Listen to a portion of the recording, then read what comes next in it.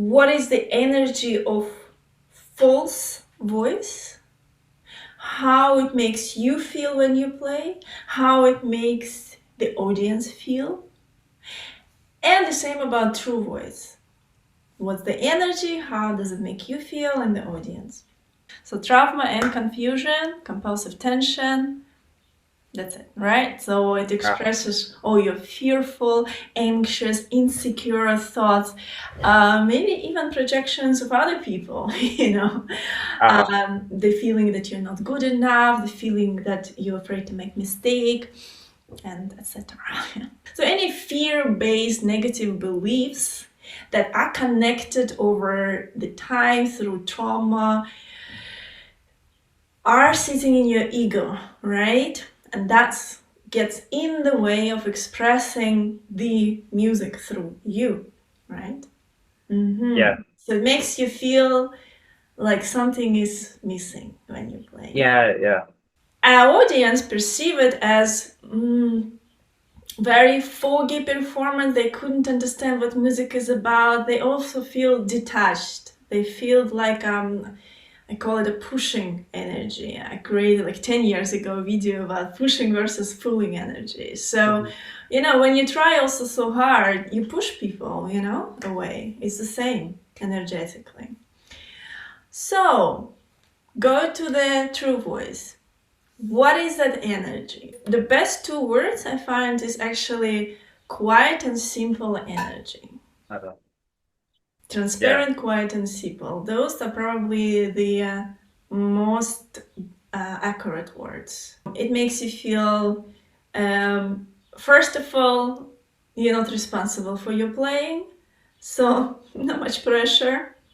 That is not gonna cause the fear. That is not gonna cause anxiety because, well, it's not you who's playing. So it's like if you make mistake, well, it's not me really. So, so all the pressure out, and also you step aside and leave the energy of the music actually go through you and touch the audience. So music feels very transparent, very deep, very quiet.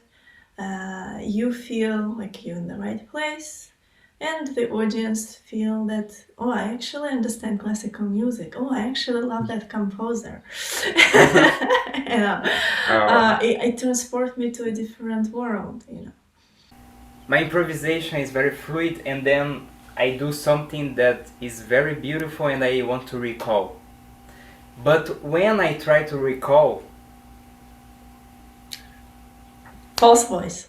false voice, because I am trying to do You're the same trying. thing. And then it's very interesting because that is the moment that the thing just disappears and I will never come back to it. Yeah, that's very, very, very good analogy. You know how our mind trying to control by owning and collecting things? Well, I want to have that. So there's a feeling of grabbing things, having it in your hand, and keeping it. Try to do that with water. You cannot do that with water. You can even barely do that in any object in water because any object in water will just goes away as soon as you try to catch it. That's, I think, what the true creativity is. You cannot catch it. You cannot own it. You cannot grab it with your clothes, what you say, with your hand. You can only observe it. And by listening and observing, you are sort of having it, but you basically becoming it. By becoming that, you are having that, but not by taking it separate from anything else and keep it.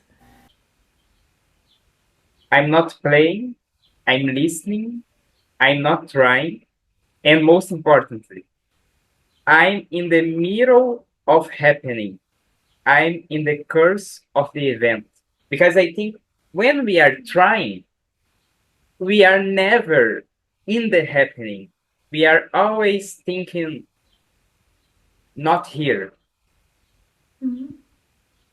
So when we started to think that we are in the middle of what's happening, I think this is the sensation of I'm not trying to reach anything. I'm Mhm. in the middle of this thing. Yeah. Yeah, I also feel it's the difference between being water in the river or Uh-huh. listening to that water in the river, improvised energy, or being, a stone in the middle of the river, Like it's really the blockage of energy our ego Uh, creates. So another word for true voice is also improvised. And I like what you said about listening, because this is it. Ego usually never listens. Ego uh-huh. speaks.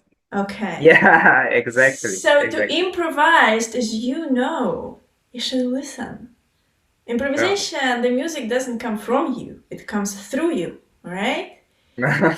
With you together. So, uh, exactly. So it's a simple, quiet energy. Quiet, why? Because you're listening, and it's improvised because you are in the moment every time. A little bit also like yeah, like carefree. Um, I don't know. It's very close, careless and carefree, but I think carefree is more exact because it doesn't have this weight. We want to get rid of the weight and heaviness of your negative beliefs and traumas and anxiety and fears. So you're like, I'm carefree. uh-huh. The first phrase I suggest to say is, let's see what's gonna come through, right? So say it without any trying, any force, choosing to step away, becoming only a channel for the energy to come through. Did you? I don't know if you've seen the lesson, but I really struggle with Uh-huh. that. Let's see what's gonna come through. So It you was don't very want that. funny. It was, yeah. Yeah, but this just shows how much trauma one can have and still hold on, afraid to let go. It's almost like a survival mode. It's Yeah. really hard to let go of that control of compulsive tension because then I fail. Because I also call it detachment. So you want to say it a little bit from a third person perspective as a narrative of the story, or how you say it, like the person who is like once upon a time. Uh-huh, He's not uh-huh. involved emotionally. He's not the princess. He's not the prince. Uh, he's just telling the story that happened to someone else. Yeah. So let's see what's gonna come through. You have to break this impulse to care. You don't care. Let's see what's gonna come through. Let's see what's gonna come through. Let's see what's gonna come through. Okay, if I were trying to describe the sensation of this energy, I would say first of all, I feel it's much lighter. It's moving more.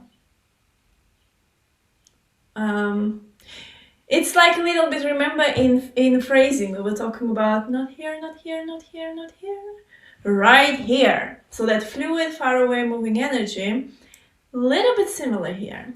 Let's see what's Uh-huh. gonna come through. Let's see what's gonna come through. And you really mean it because you really want to see what's gonna come through without your active participation. So it is in a way passive energy. And curiosity, I think. A And sense of curiosity, and also taking that responsibility of trying from your shoulders and putting it on that what's gonna come through. uh, Let go of control. Good exercise for life as well, because we're so taught that in our survival mode we have to figure out everything with our mind. We take every responsibility in our life, every step, and if we have not figured out something in our mind, then something is so wrong with us. It's also sometimes good to make a room for things to happen. I say, let's uh, see what's gonna come through. and just let other energy participate in creation of your life, not just your small limited mind. That's another word, right? You're observing. You step away and you're observing and witnessing what's coming through and create itself, and you are intrigued and you're curious, and it's all very interesting and sometimes even exciting, and Mhm. but it's like, yeah, it's like you step, it really feels for me, it's like you step away, you step out of the river and you sit beside the river and you observe what's coming through. You're Uh-huh. not in the middle of the river. Second step, we're gonna sing. Use this energy in singing. So if I sing with the false voice, trying, right? Now with true voice.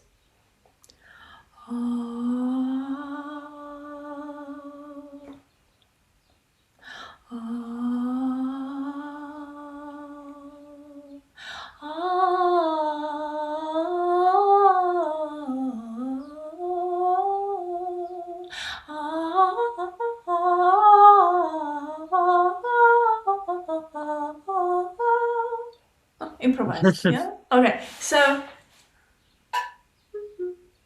that's the energy. False voice. Oh.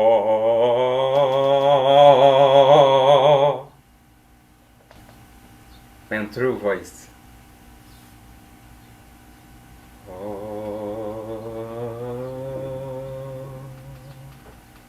Mm-hmm. Oh.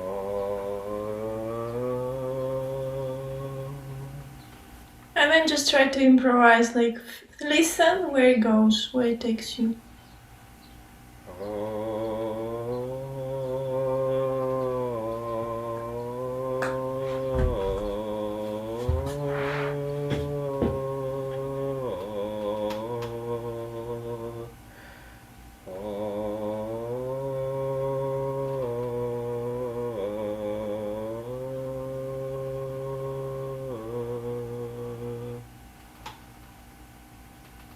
Mm-hmm.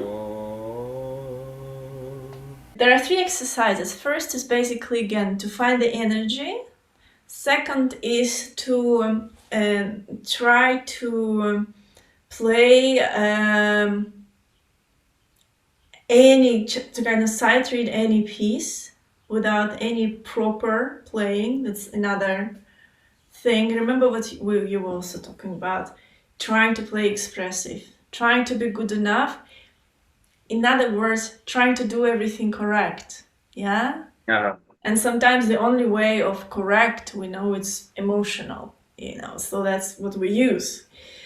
Anyway, so yeah, you have to dissolve any idea of proper playing. That's why I'm saying you can sit in any posture you want. You can play with any finger, 1 note in 3 seconds, very slow. It has to be also. It's important that you are playing as slow as 1 note in 3 seconds, because the space between the notes will help you to again disrupt that, almost those neurons that in your mind connects and goes back to habit of playing with compulsive tension. If you give it enough space, you actually separate them, or there is something happening. It is very important to play, to try to find this energy of true voice playing in a very slow tempo. It's very helpful. And then when you do it for a week, then you can try the last exercise to gradually start inserting it into your system of playing. Gradually timing, gradually sound imagination, correct hand motion, while sustaining the same energy. Now, next step, play. 1 note in 3 seconds. You play any note you want in any register. I suggest to hold it with the pedal. The main thing, the only thing I ask to do is to intonate. Because again, the energy when we play, just like in singing, we've got to manifest through something, right? To channel it to the instrument. So we have to use intonation. So intonation is going to be the carrier of that energy.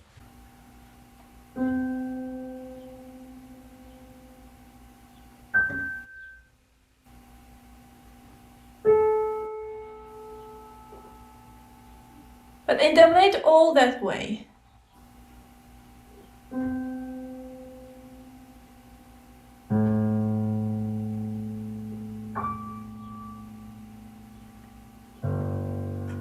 And intonate all the way with resistance. And arm weight.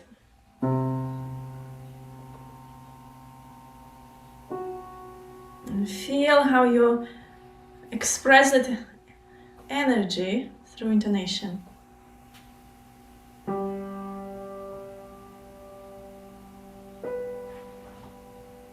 And do you feel how transparent this energy is? It is very transparent and light compared to the, the charge of anxiety of trying. Pushing versus pulling. Pushing, trying. Pulling, you naturally pull. Your heart is naturally pulled towards something when you're listening to it, and it's so beautiful. And you can play with left hand.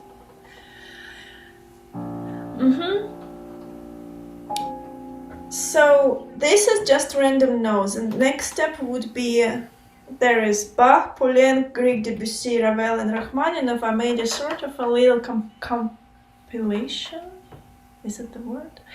Of sort of beautiful music, very slow one. And when you play it, again, sight read it out of rhythm. Each note is 3 seconds.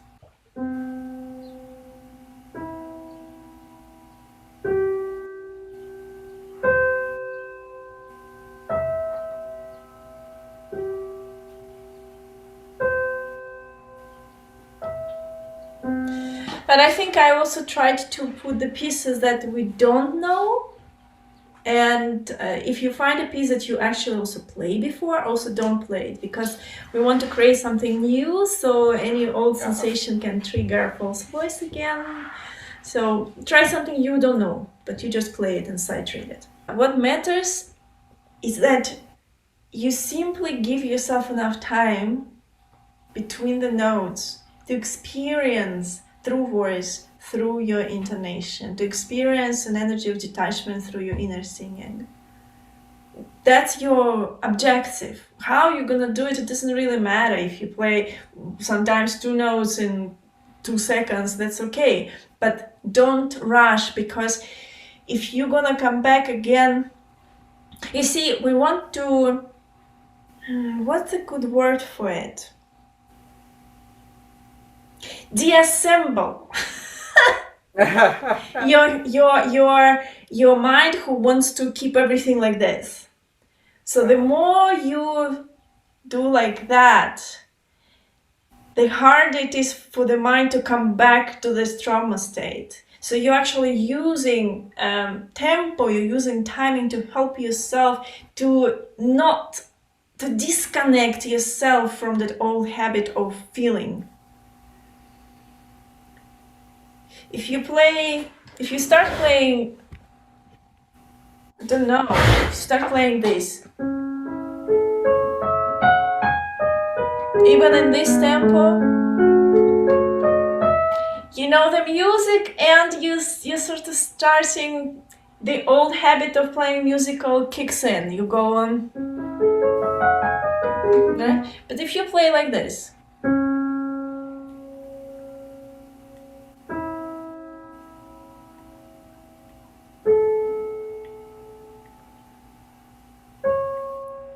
it's like interstellar here is happening, you know? So that's what I mean. And if you sometimes go, you start,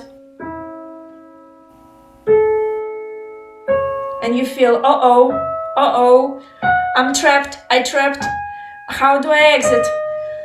I know I'm back to my old habit, how do I exit? Slow down. It will help you to relax and exit the old state of mind.